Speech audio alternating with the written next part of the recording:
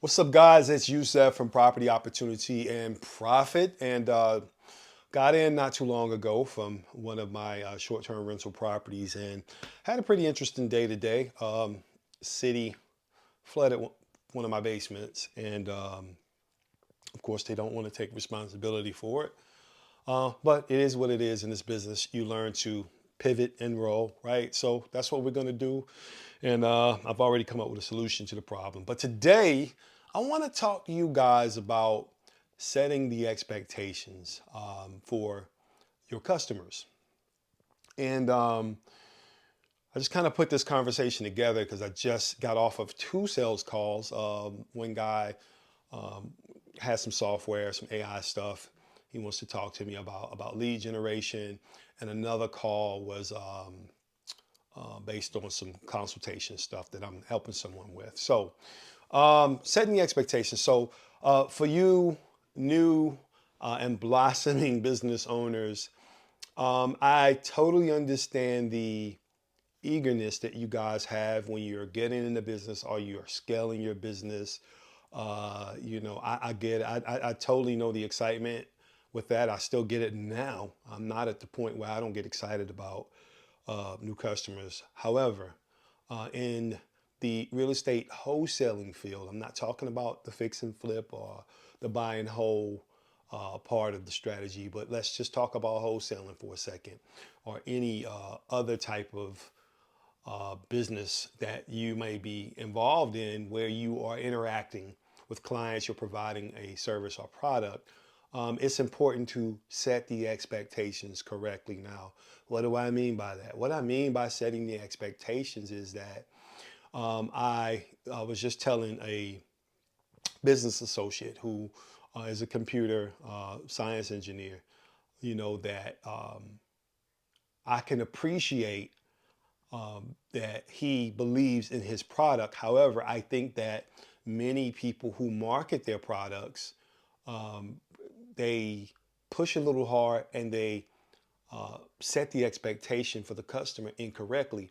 He shared with me his frustration with some business owners after they retain him, how they don't, they expect him to be more than what he thought he was going to have to do for their business. And I was honest and I said, hey, listen, I think part of that is your fault because I've heard, I've been on the receiving end of many of these marketing calls, and many of the sales people on the other end will make you think that their software, their product, or their service can do everything but part the Red Sea. I'll make you walk on water. And so when you finally get the sale, I get it, that's the lifeblood of your business. You are surprised when your customer thinks that you've let them down because, that particular customer, who probably shouldn't have been your customer in the first place, uh, says that, hey, look, this is not what I thought it was. My business was struggling and I hired you guys and I'm still struggling. So that's my advice to you guys. Don't be that. Many times, and I'm going to use real estate wholesaling for example.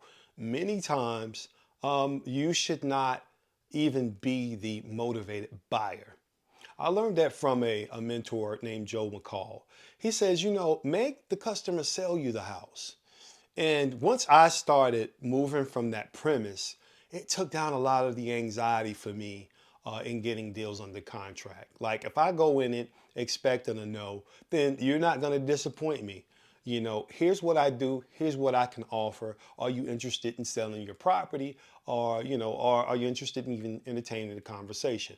I'm not sitting there telling them what I can do and, if I can beat out the competition. I'm not even convincing you that I'm willing to even get in a bidding war with your property. Somebody might love that property more than me. I just told a friend the other day, it was a house she was interested in.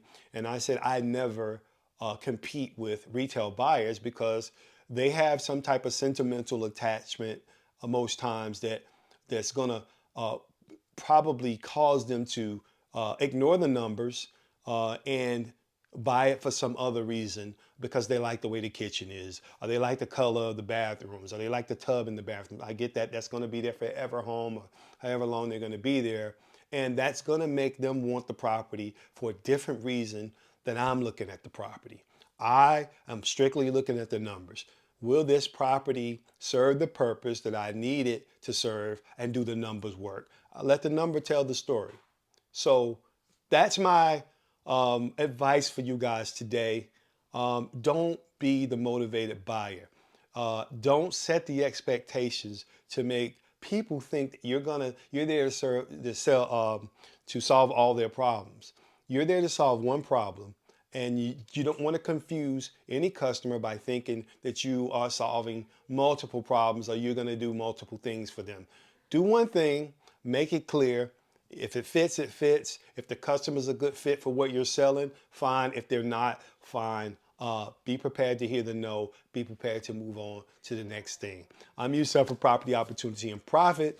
Hit that like button and subscribe for more information and content like this. Later, guys.